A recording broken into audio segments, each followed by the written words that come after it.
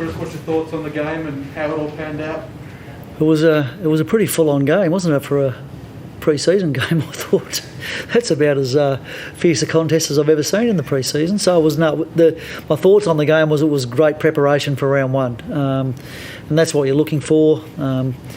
The Dogs are a terrific team, and we got the contest that we were after tonight. It was we got a bit tired towards the end. We didn't have many soldiers left on the bench, and some of our good kickers like Daniel Rich and Kadeen Coleman were no longer in the game. Jimmy Madden was giving us a bit of run, and we didn't have him. So the boys did a good job to hold on. I just thought for the first three quarters they were really impressive. The Dogs are a very hard team to beat at this ground.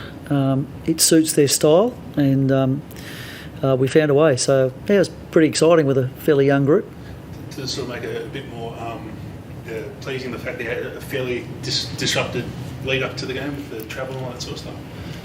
Yeah, I guess so. But like we've talked, our pre-season, we've talked a lot about adversity and being able to deal with it. So tonight was an opportunity to practice that. So we were able to do it. Unfortunately, we were able to get down here on Wednesday and train, which was a bonus for us, because if we had been in Brisbane, I don't think there would have been anywhere to train. So that was helpful. But yeah, should show good character, I thought. A few injuries. How are those guys? Coleman, Robinson, and Adam. Yeah, a little bit early to assess. They looked quite sore. I think Dev and Kadeen both got hamstrings type of injuries. Jimmy, I'm not so sure of. Daniel Rich, we just rested in the last quarter. So, we expect Cam Rayner and Darcy Gardner and Dane Zorko all to be available for the first round. So we've got some good players to come back in. Does Coleman leave a bit of a hole if you don't have him for round one, considering the run and the sort of skillfulness he uses? Yeah, he's a good young player, isn't he? Uses the ball well. He was involved in that passage of play, which I think ended up in a Charlie Cameron goal in the second quarter. It was a pretty special bit of play. So we may, but we've got other players who we think can fill in for him and have done the role in the past. So, Noah Answorth played on the wing tonight, but he's got the capacity to go back to half-back, which he did. So I think we ended up with a pretty young back line in the end. So that was good.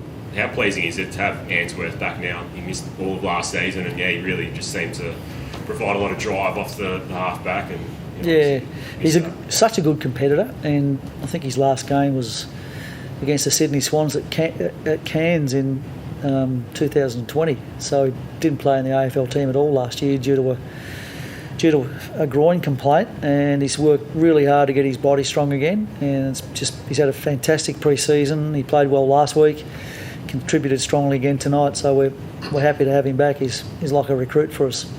And speaking of actual recruits, Darcy Fort seemed to provide a bit in the ruck and combine pretty well with Oscar. Yeah, they were good tonight.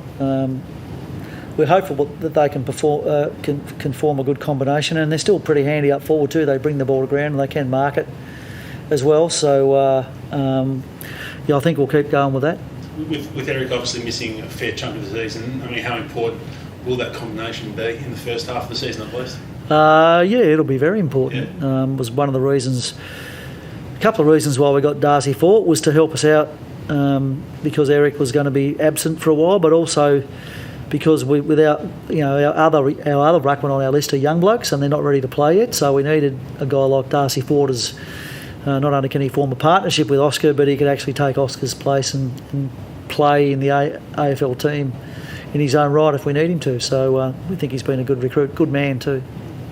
I guess the last 3 years obviously it's well documented the September finals heartache you've had. It must be really pleasing to see that heading into what's a massive round one match and the season as well, just to see the guys so switched on and really with that look in their eye, I guess. Yeah, I'm not surprised by that. We've played in finals for the last 3 years and you have regrets, I guess, and they all would have. You can. There's 3 things you can choose to do about regrets. You can ignore them. It's not a good idea. Or you can get over emotional about them. Not a good idea. Or you can learn from them. And that's the approach that we've taken. And That's the approach we've always taken, and we won't veer away from that. You know, we've got a young list.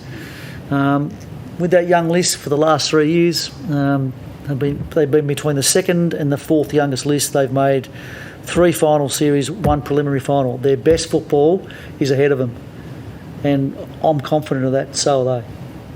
Just on the training field, do you have much disruption heading into round one? Have you got fields to train on and that sort of thing? Well, we're hoping the sun stays out in Brisbane and that we have got places to train. But I think the forecast is a bit better, and I think that our reserves playing tomorrow. Yeah, they are. So there's a ground for us to play up there. So therefore, there's a ground for us to train on next week. So that's good news. So hopefully the rain stays away a little bit, but if it rains, then we just have to deal with it. And the good thing is, a lot of our players, because we know it rains in March, we play a lot of practice matches at our club. And I think tonight, I don't know how long the game went for, but that would have been we've played over 600 minutes of match play, and we do that early so that in case it rains in March, we've got a little bit of money in the bank. So we've got plenty of money in the bank, so we'll be okay for round one. Thank you. Thanks. Cheers.